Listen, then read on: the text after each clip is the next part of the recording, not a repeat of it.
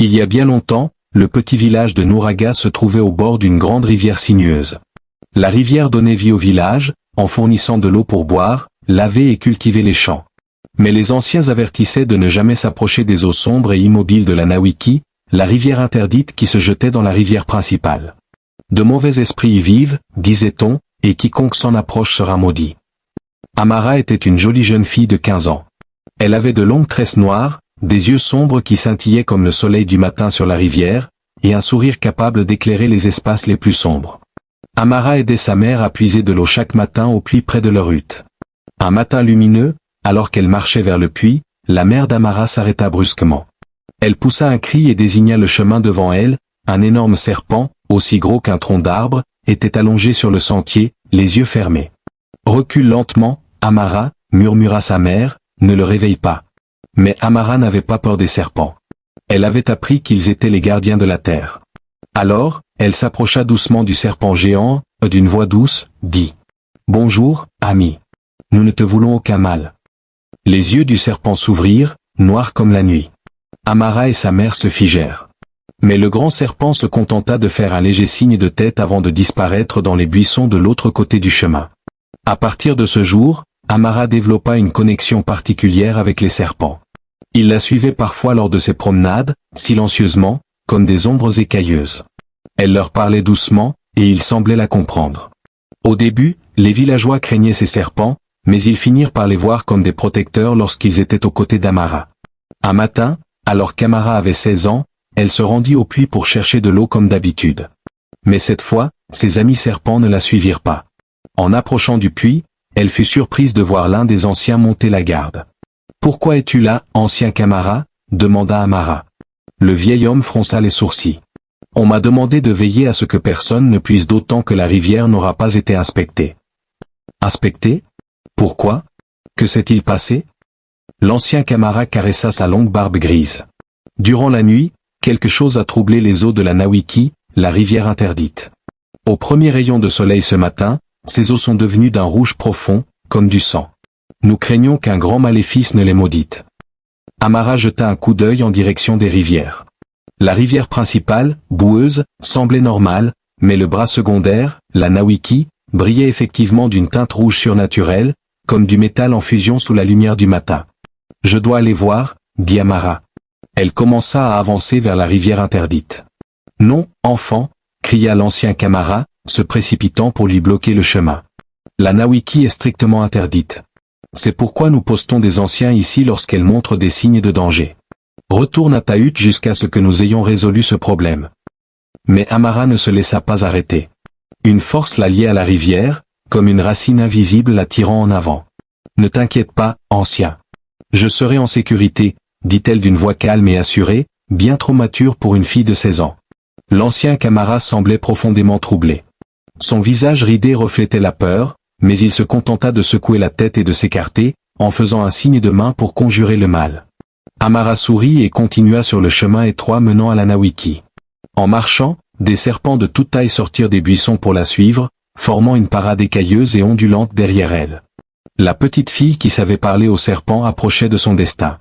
Lorsqu'Amara atteignit les berges de la rivière interdite, l'eau semblait briller encore plus fort, comme si un voile rouge éclatant avait été jeté sur sa surface. Les serpents s'arrêtèrent et observèrent en silence. Amara resta immobile pendant un long moment, fixant la rivière écarlate. Puis, elle commença à chanter dans une langue étrange, qui ne ressemblait pas à celle du village. Elle semblait ancienne, puissante, presque inhumaine. Alors qu'elle chantait, les eaux rouges de la rivière commencèrent à tourbillonner et à bouillonner. Soudain, une forme émergea des profondeurs, une silhouette humaine, mais avec la moitié inférieure d'un immense poisson recouvert d'épaisses écailles vertes, une sirène. Les autres villageois, qui s'étaient rassemblés derrière l'ancien Camara pour observer à distance, poussèrent des cris de terreur et s'enfuirent. Mais Amara ne bougea pas d'un pouce. Elle fixa la sirène dans les yeux et continua à chanter.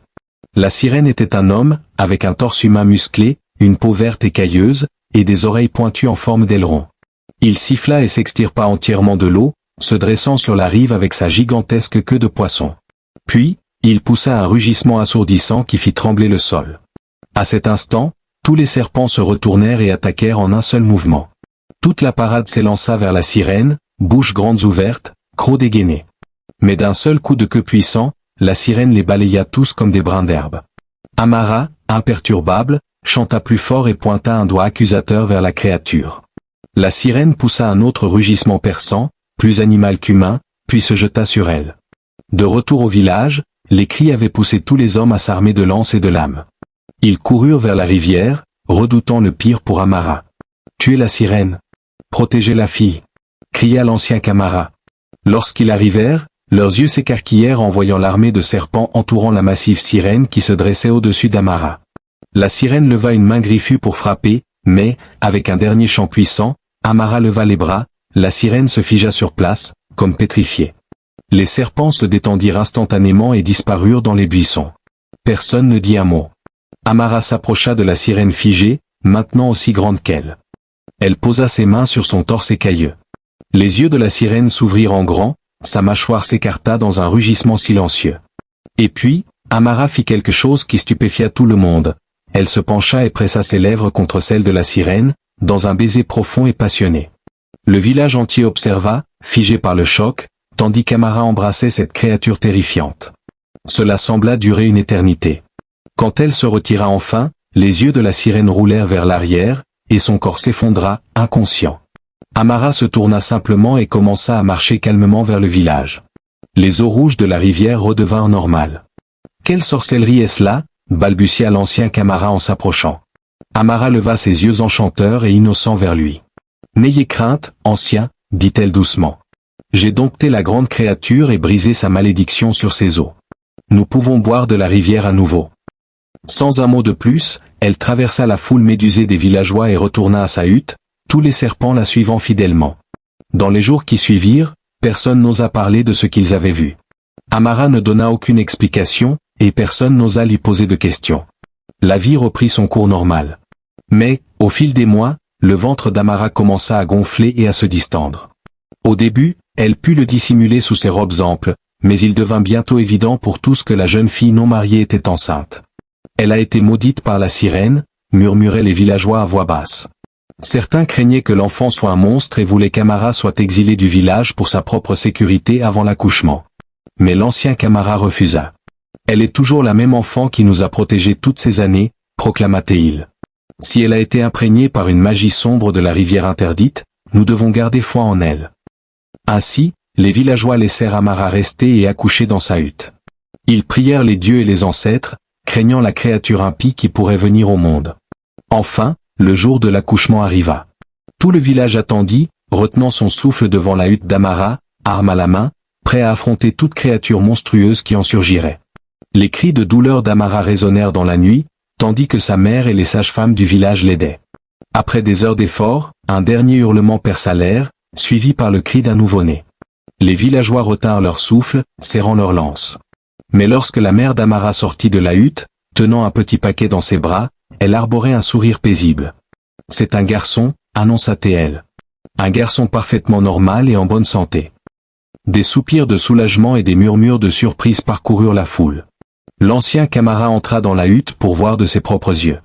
Lorsqu'il ressortit, il fit signe aux villageois de baisser leurs armes. « L'enfant est humain » déclara-t-il. « Aucune magie noire ou malédiction n'est à l'œuvre ici. » Au fil des semaines, malgré les circonstances de sa conception, les villageois finirent par accepter le fils d'Amara. Ils virent qu'il n'était qu'un nouveau-né, avec 10 doigts et 10 orteils. Il avait les mêmes yeux enchanteurs et le même sourire éclatant que sa mère. Amara le nomma Kalam, ce qui signifiait né de la rivière dans l'ancienne langue du village. Elle l'éleva seule, avec un peu d'aide des villageois, mais refusa toujours de parler de la manière dont il avait été conçu, ni de l'identité de son père. Les années passèrent, et Kalam grandit en un jeune garçon fort et en bonne santé. Il semblait tout à fait normal, sauf qu'il refusait de jouer près de la rivière, ou même de s'en approcher, comme s'il en avait peur. Lors de son 10e anniversaire, alors que le village célébrait avec chants et danses jusque tard dans la nuit, Kalam se réveilla en sursaut, en sueur froide. Une force l'appelait, le tirant vers la rivière interdite. Il savait qu'il devait résister, mais c'était plus fort que lui. Lentement, le regard vide comme en transe, Kalam sortit de la hutte et traversa les buissons pour rejoindre la Nawiki. Les serpents, autrefois gardiens de sa mère, surgirent et entourèrent le garçon comme pour le protéger ou l'arrêter. Mais Kalam continua d'avancer, ignorant leur sifflement. Lorsqu'il atteignit la rive, les eaux commencèrent à briller de cette teinte rouge surnaturelle. Les serpents s'arrêtèrent net, restant à distance, crachant et sifflant. Kalam ne leur prêta aucune attention. Il retira ses vêtements et entra dans les eaux étranges et lumineuses. Il sentit une force le tirer vers le fond, plus profondément, jusqu'à ce que tout devienne noir. Au matin, des cris de terreur réveillèrent le village. Le corps sans vie de Kalam avait été retrouvé sur la rive de la rivière interdite. Ses yeux étaient grands ouverts, figés dans une expression de peur absolue. Kalam, le seul fils d'Amara. Et la créature de la rivière était morte. Le sol trembla. Alors, Amara poussa un cri de douleur si intense qu'il aurait pu réveiller les morts. Elle s'effondra dans la boue, tenant le corps de son fils et pleurant toutes les larmes de son être. L'ancien Kama et les villageois se tenaient là, silencieux et solennels. Aucun d'eux ne comprenait quelle force sombre avait emporté le garçon. C'était une tragédie que ni rituel ni magie ne pouvaient réparer. Soudain, les eaux de la rivière se mirent à bouillonner violemment, comme si une immense créature s'agitait en dessous. La forme monstrueuse de la sirène surgit des profondeurs, provoquant des hurlements de terreur parmi les villageois qui s'éparpillèrent en saisissant leurs armes. La sirène se hissa sur la rive, massive et imposante, et poussa un rugissement féroce. Mais lorsqu'elle aperçut Amara, la créature s'immobilisa, ses yeux fixant la mer en deuil. En voyant les larmes couler sur le visage d'Amara, quelque chose de remarquable se produisit. La sirène commença à pleurer aussi. De grands sanglots secouaient son corps immense. Lentement, presque avec révérence, elle se traîna sur ses nageoires jusqu'à Amara et au corps de Kalam. La sirène posa doucement sa tête contre la joue de l'enfant, laissant échapper un gémissement déchirant. Les villageois, figés par la peur, observèrent en silence. Cette créature légendaire, responsable de la malédiction de leurs eaux, affichait maintenant une profonde humanité en pleurant la perte du garçon.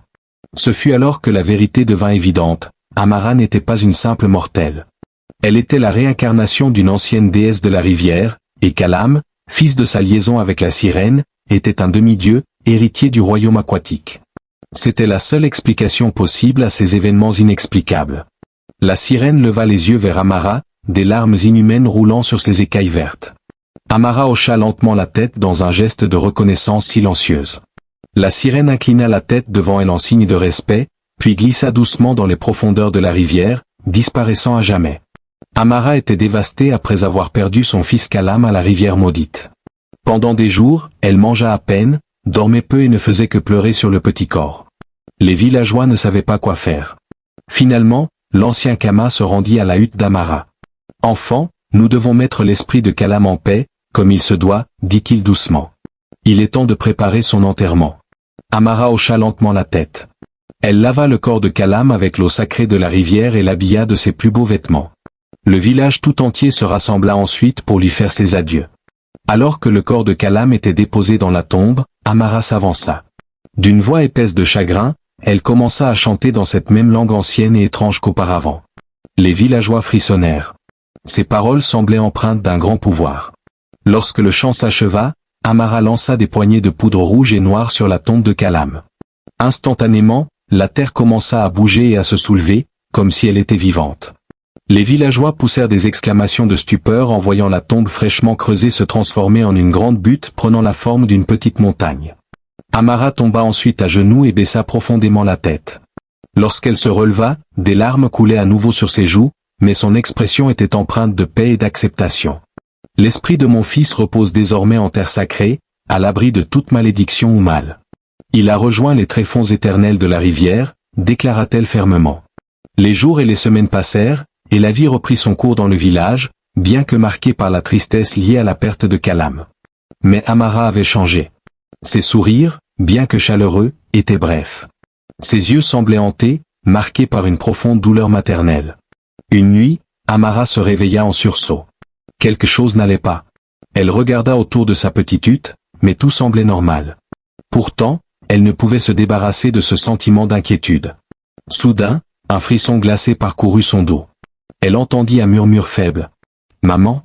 Le cœur d'Amara s'accéléra. Cette voix, non, ce n'était pas possible. Elle retint son souffle. « Maman, aide-moi » C'était la voix de Kalam.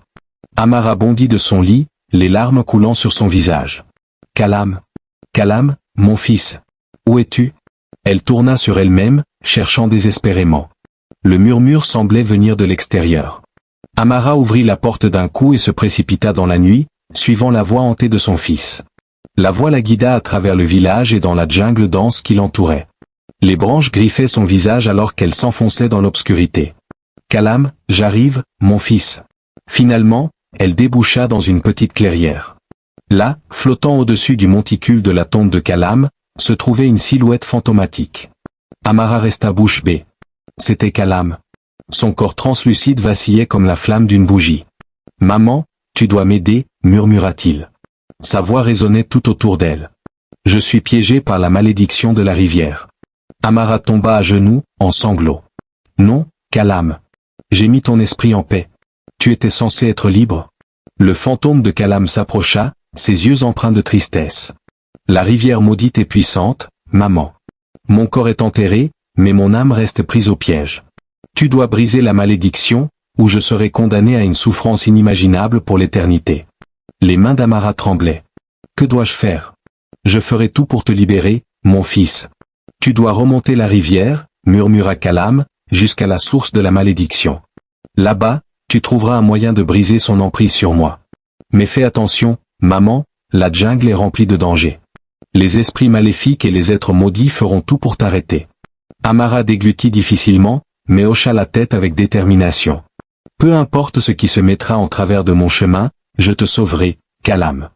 Je te le promets. » Alors que les premiers rayons de l'aube traversaient les arbres, le fantôme de Kalam disparut lentement, mais son dernier murmure résonna dans la clairière. « Sois courageuse, maman, et ne fais confiance à personne. » Amara se prépara rapidement pour son périlleux voyage. En remontant la rivière, elle emporta quelques affaires de base, de la nourriture séchée, des gourdes, une corde et sa machette bien aiguisée pour couper à travers la jungle dense. Les habitants du village tentèrent de l'arrêter, affirmant que cette mission était trop dangereuse pour une femme seule. Mais Amara était résolue. Elle devait libérer l'âme tourmentée de son fils, quoi qu'il en coûte. Avant de partir, Amara visita une dernière fois la tombe de son fils. S'agenouillant, elle pressa sa main sur la terre molle. « Je reviendrai, mon fils, attends-moi, » murmura-t-elle avec fermeté. Puis, Amara commença à suivre le cours de la rivière maudite en direction de l'intérieur des terres. La jungle se referma rapidement autour d'elle, bloquant la lumière du soleil. Des lianes tordues et des branches noueuses s'accrochaient à ses vêtements et griffaient sa peau. Amara avançait lentement, tranchant son chemin à travers l'air humide qui l'affaiblissaient. Elle n'avait marché que quelques heures lorsqu'elle entendit un étrange bruit de pleurs provenant des feuillages denses. Amara s'arrêta, écoutant attentivement. Là, encore une fois, un cri triste, semblable à celui d'un bébé en détresse. Son cœur se serra. Le son ressemblait aux pleurs de Kalam lorsqu'il était nourrisson. Poussée par une impulsion maternelle, Amara changea de direction et avança vers la source des pleurs. Elle déboucha dans une petite clairière et retint son souffle. Une jeune femme du village se tenait là, berçant un paquet étroitement enveloppé dans ses bras. Elle se balançait doucement d'avant en arrière, pleurant doucement en frottant son visage contre l'objet. Amara sentit une boule se former dans sa gorge. Elle reconnut cette femme, c'était Safia, une mère récente du village, dont le fils était né peu avant la mort tragique de Kalam. « Safia » appela Amara doucement, ne voulant pas effrayer son amie. « Que fais-tu ici » Safia leva les yeux, écarquillant les paupières comme si elle ne reconnaissait pas Amara. Son visage était livide, presque cadavérique. « Mon fils » murmura-t-elle. « Mon beau-fils » Une sensation glaciale se forma dans l'estomac d'Amara. Tremblante, elle s'approcha et regarda le paquet que Safia tenait. Ce qu'elle vit resta gravé dans sa mémoire à jamais. Ce n'était pas un bébé. C'était un assemblage grotesque de branches, de lianes et de boue, vaguement façonné en une silhouette d'enfant. Amara recula, horrifiée. « Safia, ce n'est pas ton fils » s'écria-t-elle. « Nous devons retourner au village. » Mais Safia secouait la tête et serra le paquet contre elle avec force. « Non, tu ne peux pas me l'enlever. » Ses yeux étaient grands ouverts, emplis de confusion et de désespoir. Amara tenta de s'approcher, mais Safia recula, son regard devenant de plus en plus égaré. Finalement, elle se tourna et s'enfuit plus profondément dans la jungle, ses hurlements résonnant parmi les ombres. Amara resta figée, secouée jusqu'au plus profond d'elle-même. Quelle puissance obscure pouvait créer une illusion aussi terrifiante? Tremblante, elle se reprit et continua son chemin, priant pour ne pas croiser d'autres victimes des tromperies maléfiques de la jungle. Plus elle avançait, plus la jungle semblait devenir sombre et étouffante. Les lianes épaisses et les racines tortueuses formaient une véritable barrière. L'air était saturé d'une odeur de pourriture. Des bruits étranges résonnaient tout autour d'elle, comme si des créatures invisibles la suivaient. Alors qu'Amara progressait lentement, une racine noueuse s'enroula autour de sa cheville, la tirant brusquement au sol. Elle cria, paniquée, et brandit sa machette pour couper la racine. Un liquide verdâtre et nauséabond jaillit, sifflant en touchant le sol. Amara se releva en haletant, le cœur battant à tout rompre. Elle recula lentement, regardant la jungle autour d'elle avec une nouvelle peur. Elle comprit alors que cette forêt n'était pas seulement dangereuse, elle était vivante, et elle ne voulait pas la laisser passer. Malgré les coupures sur ses bras et ses jambes, Amara poursuivit sa route. Elle tranchait les lianes et les racines qui tentaient de l'arrêter. Son corps était fatigué et couvert d'égratignures, mais elle refusait d'abandonner. Finalement, elle atteignit une petite clairière où elle s'effondra, haletante. Alors qu'elle tentait de reprendre son souffle, un bruit étrange attira son attention, un tapotement régulier, comme des griffes sur du bois. Amara leva la tête, le sang glacé.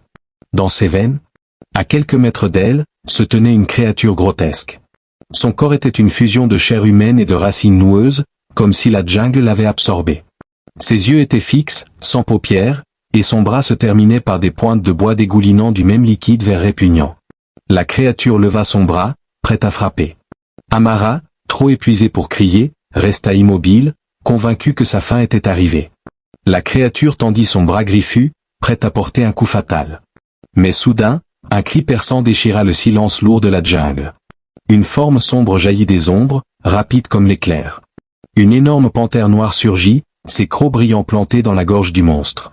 La créature n'eut pas le temps de réagir avant que le félin ne la renverse au sol.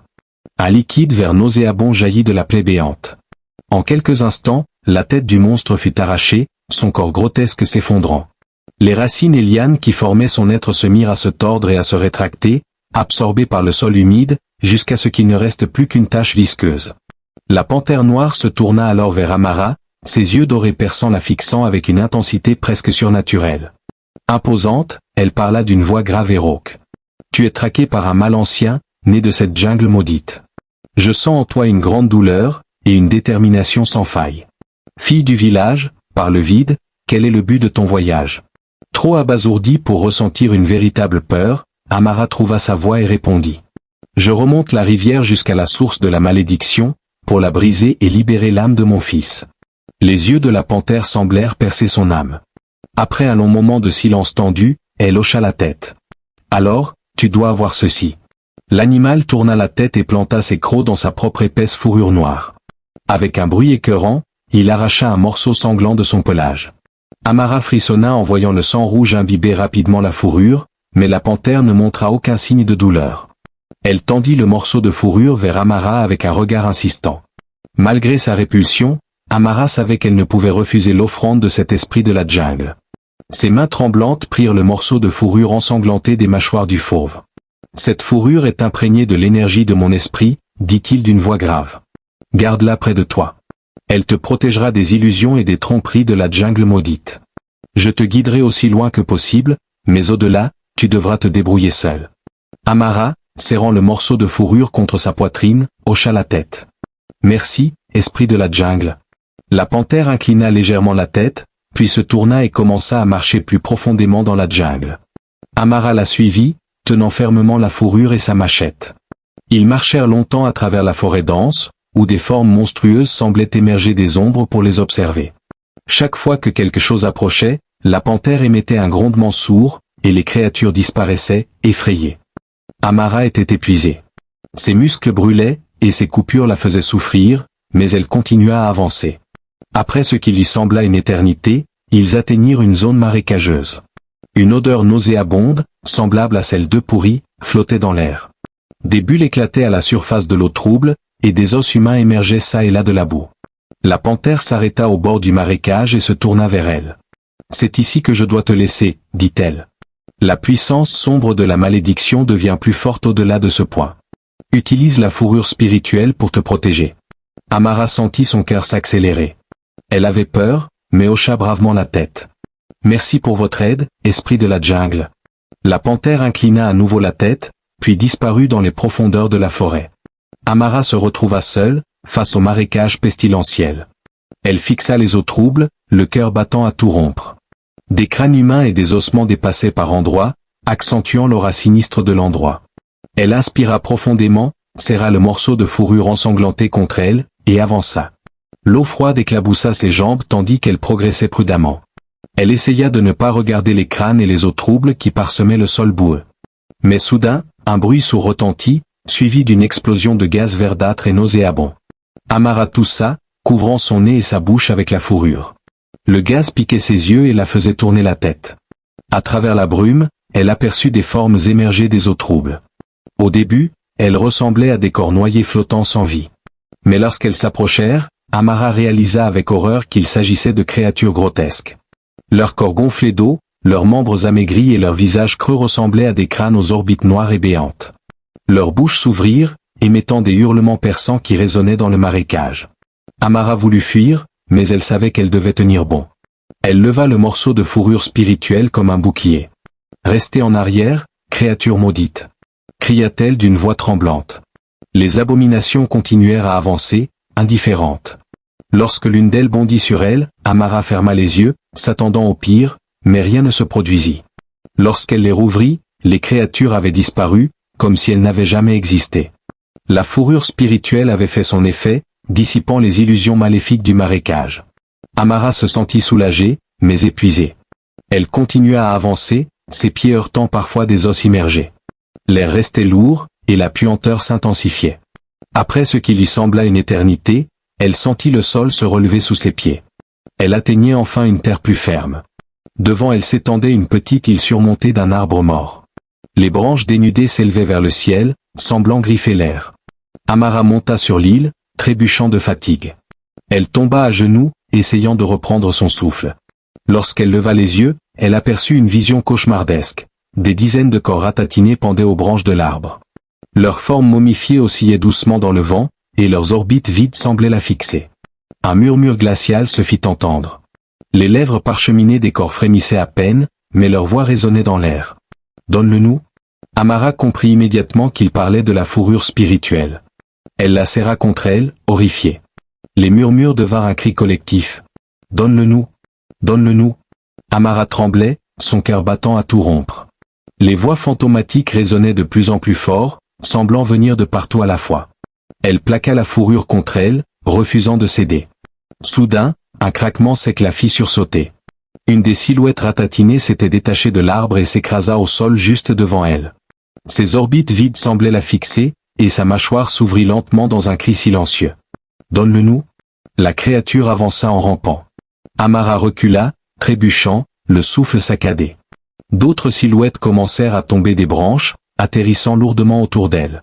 Les voix s'élevèrent dans un hurlement collectif. « Donne-le-nous » Amara ne pouvait plus supporter cette vision d'horreur. Elle se leva en criant et courut à travers l'île, ignorant les branches qui griffaient sa peau.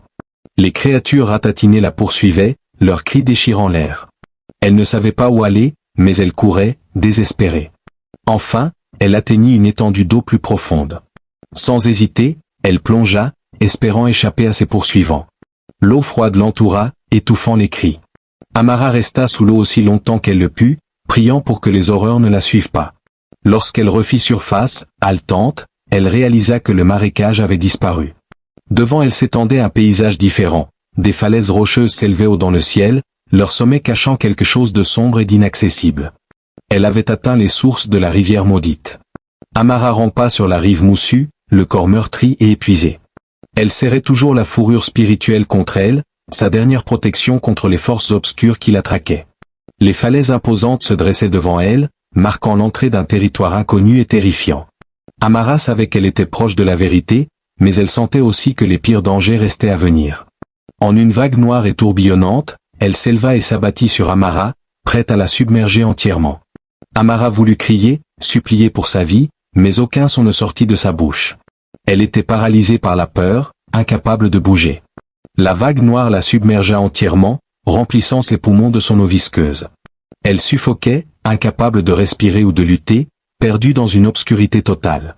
Puis, comme une lueur dans l'ombre, la voix de calme résonna de nouveau, cette fois douce et réconfortante. « Maman, ne lâche pas la fourrure spirituelle. » Ces mots firent jaillir une étincelle d'espoir en Amara. Avec ce qui lui restait de force, elle serra la fourrure trempée contre sa poitrine. Une chaleur intense se diffusa instantanément dans tout son corps, comme si une lumière éblouissante émanait du morceau de fourrure.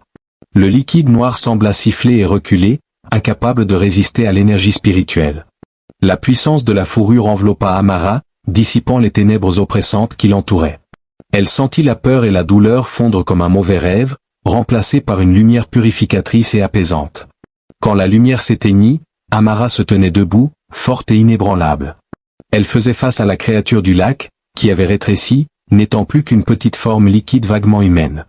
Elle semblait affaiblie et terrifiée par la magie de la fourrure. « Démon de la rivière », déclara Amara, sa voix résonnant avec une autorité presque divine. « Tu as corrompu ces terres et tourmenté des âmes innocentes pendant bien trop longtemps.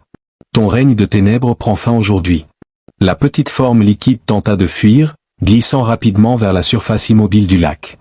Mais Amara leva la fourrure lumineuse, concentrant son énergie spirituelle en un rayon aveuglant de lumière sacrée. Le rayon frappa la créature, qui se tordit et se convulsa sous l'effet de la purification. Des éclats de fumée noire s'échappèrent de son corps tandis qu'elle poussait des hurlements stridents. Finalement, elle se désintégra, dissipée comme un mauvais rêve. Le silence retomba sur le lac maudit. Les eaux autrefois noires et menaçantes devinrent limpides, prenant une teinte bleue éclatante. Elles scintillaient sous la lumière du soleil, reflétant des éclats brillants comme un miroir céleste. Toute trace du mal ancien semblait avoir disparu. Amara baissa la tête, serrant la fourrure spirituelle contre elle. D'une voix douce mais résolue, elle murmura les mots qui lui étaient venus instinctivement. « Coule librement à nouveau, rivière sacrée. Tes chaînes souillées sont brisées. » À cet instant, une figure familière et spectrale apparut au bord du lac. C'était Calme. Son corps translucide brillait d'une lumière radieuse, et un sourire heureux illuminait son visage. « Tu l'as fait, maman » s'exclama-t-il avec joie. « Tu as brisé cette maudite malédiction. Je peux enfin rejoindre le royaume béni où je suis attendu. » Amara se précipita vers lui, essayant de le prendre dans ses bras. Mais ses mains traversèrent son corps immatériel.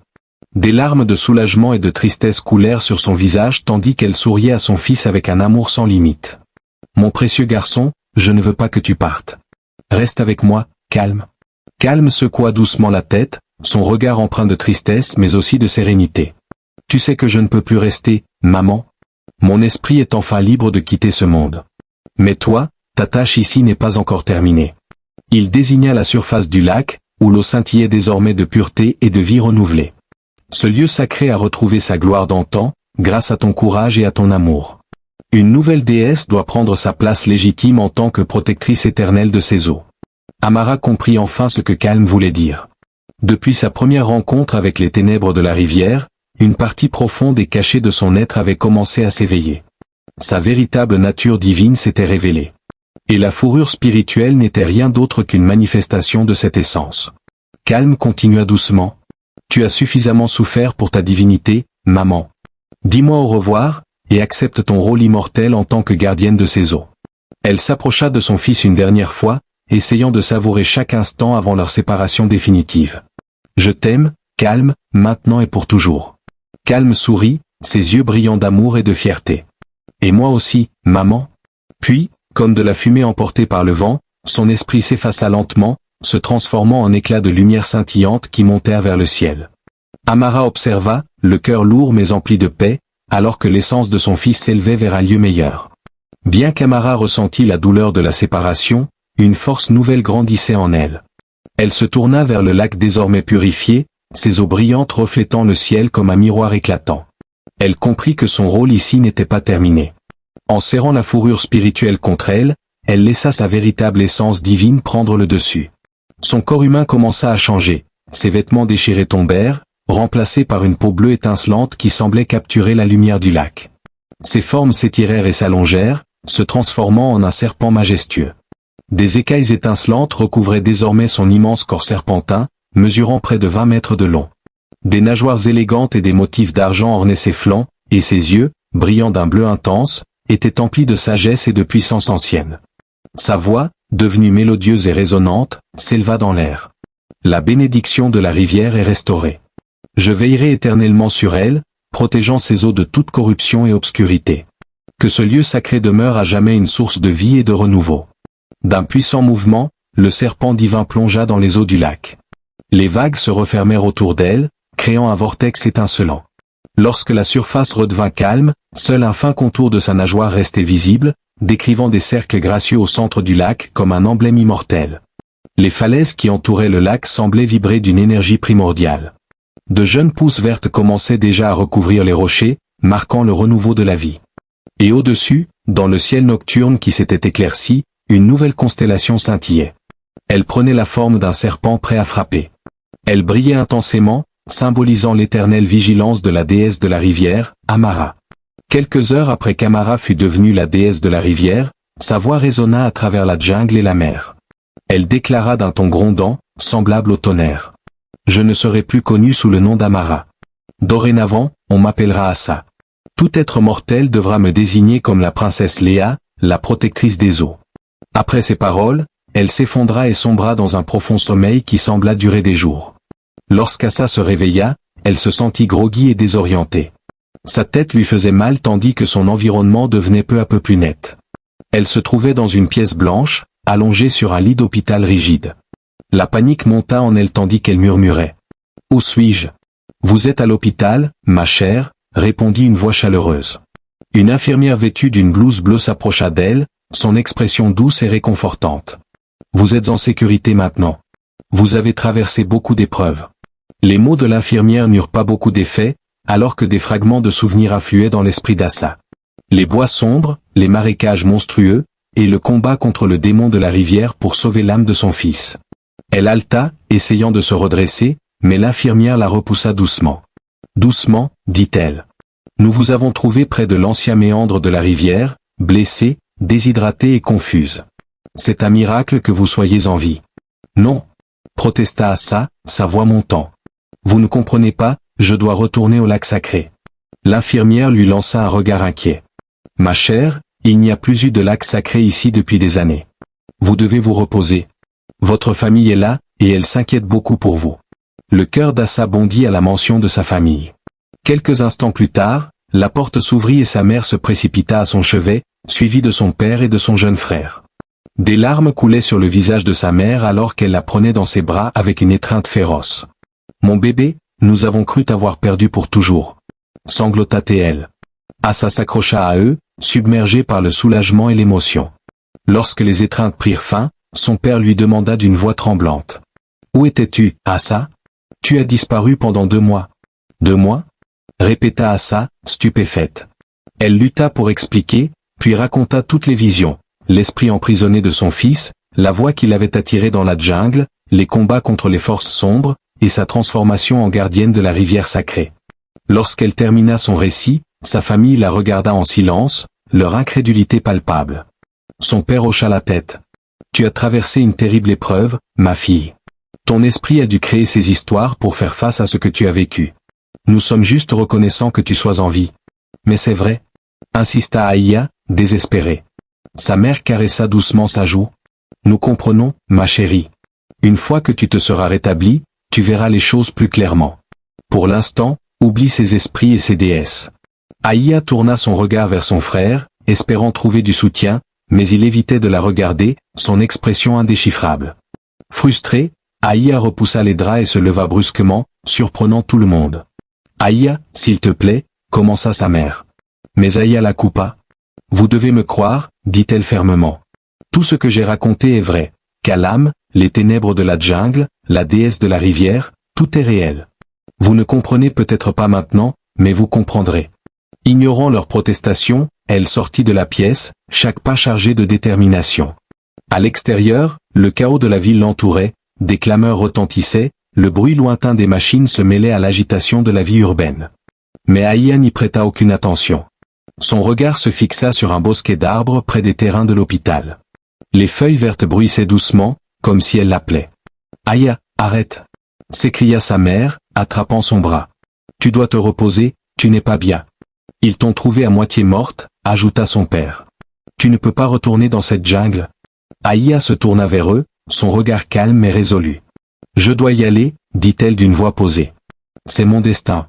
Je suis la gardienne des terres sacrées, maintenant. » Elle se libéra de leur emprise et marcha vers les arbres, laissant sa famille figée derrière elle, choqué par sa détermination. Son jeune frère, Raj, brisa le silence tendu d'une voix tremblante. « Aïe, ce que tu dis n'a aucun sens. Des monstres? Des esprits de la rivière? Tu nous fais peur. » Aïa se tourna vers lui, ses yeux emplis d'une tristesse profonde et d'un espoir désespéré. « Je sais que ça semble incroyable, mais tout ce que j'ai vu était réel. Pendant mon voyage, j'ai découvert une puissance ancienne, liée à notre famille depuis des générations. » Elle posa une main sur sa poitrine, sentant l'énergie en elle. La déesse de la rivière s'est éveillée en moi. Elle m'a montré à la fois la beauté et la terreur. Je suis devenu son vaisseau, sa gardienne sur terre. Sa mère éclata en sanglots. « Qu'est-ce qui t'est arrivé, mon enfant? Quelle horrible chose as-tu dû endurer dans cette jungle? » « Je ne suis ni blessée, ni délirante, insista Aïa. Mon esprit n'a jamais été aussi clair. J'ai été renaissante, avec un but sacré. Et je dois retourner dans la jungle, avant qu'il ne soit trop tard. » Sans ajouter un mot de plus, Aïa se dirigea à nouveau vers les arbres. Sa famille resta figée de stupeur jusqu'à ce que son père crie. « Arrêtez-la! Sécurité !» 2 gardes costauds de l'hôpital accoururent, bloquant le chemin d'Aïa avant qu'elle n'atteigne les bois. « Madame, vous devez retourner à l'intérieur, » déclara l'un d'eux d'un ton ferme. Aïa résista, essayant de se libérer, mais sa force ne pouvait rivaliser avec celle des hommes. Frustrée, elle croisa les bras et se tint immobile, tandis que sa famille la rattrapait. « Aïa, s'il te plaît, » supplia sa mère, les larmes coulant sur son visage. « C'est de la folie? Tout cela n'était qu'un rêve. Tu n'as jamais été enceinte, tu n'as jamais quitté cette ville. Kalam n'est pas réel. Les esprits de la jungle, la déesse de la rivière, tout est dans ta tête. » Le cœur d'Aïa se serra et des larmes montèrent dans ses yeux. « Mais, c'était tellement réel, » murmura-t-elle. « La jungle, les esprits, la déesse, ce n'était pas juste un rêve. Je le sais. » Son père posa une main réconfortante sur ses épaules. « Nous voulons te croire, mais ce que tu racontes est impossible. Tu étais perdue et malade, ma chérie. Ton esprit a dû créer ces visions pour te protéger. » Raj fit un pas en avant, hésitant. « Tu as toujours eu une imagination débordante. Peut-être que ton esprit essaie simplement de comprendre ce que tu as vécu. » Aïa les regarda, le visage empreint de désespoir. Peu importe la passion avec laquelle elle parlait, il refusait de la croire. Elle se sentit totalement seule dans sa vérité. Les gardes l'escortèrent de retour à l'hôpital. Ses parents, inquiets pour son état mental, décidèrent qu'elle devait rester sous observation. Bien qu'Aïa protesta, son épuisement la laissa trop faible pour résister. Au cours des jours suivants, Aïa subit de nombreux tests et séances de conseil. Les médecins écoutèrent son récit, mais le rejetèrent comme étant le fruit d'un traumatisme et de la déshydratation. Ils lui prescrivirent des médicaments pour stabiliser son état, mais ceux-ci ne firent que la rendre détachée et engourdie. Après une semaine, l'hôpital la renvoya chez ses parents. Sa mère s'occupa d'elle avec dévouement, soulagée de la voir en sécurité à la maison, tandis que son père restait silencieux, mais sceptique. Aïa passa ses journées dans un brouillard, ses souvenirs de la jungle et de son éveil spirituel devenant de plus en plus flous, comme s'il n'avait été qu'un rêve lointain. Une nuit, alors qu'elle contemplait la pleine lune depuis sa fenêtre, Aïa murmura une prière à la déesse de la rivière. « S'il te plaît, montre-moi un signe. Prouve-moi que je ne suis pas folle. Que tout cela était réel. » Un cri déchirant brisa le silence de la maison. Aïa se précipita à l'intérieur, trouvant Raj tremblant dans le couloir, pointant vers le salon. « Un monstre, balbutia-t-il, la voix tremblante. Il y avait un monstre, là-dedans. » Le reste de la famille se précipita dans le salon. En allumant les lumières, ils restèrent figés d'horreur devant ce qu'ils virent. Un amas de terre humide et de lianes entremêlées était entassé au centre de la pièce. Des empreintes énormes, trop grandes et étranges pour appartenir à un humain, étaient incrustées dans la terre. La mère d'Aïa hurla, tandis que son père appelait la police, la voix tremblante de panique. La famille se regroupa, terrifiée. Mais Aïa resta immobile, fixant les preuves avec une clarté grandissante. La jungle l'avait suivie jusqu'à chez elle. Les forces maudites qu'elle avait affrontées n'en avaient pas fini avec elle. Son éveil spirituel était bien réel, et les ténèbres antiques qu'elle croyait avoir laissées derrière elle étaient revenues pour la traquer.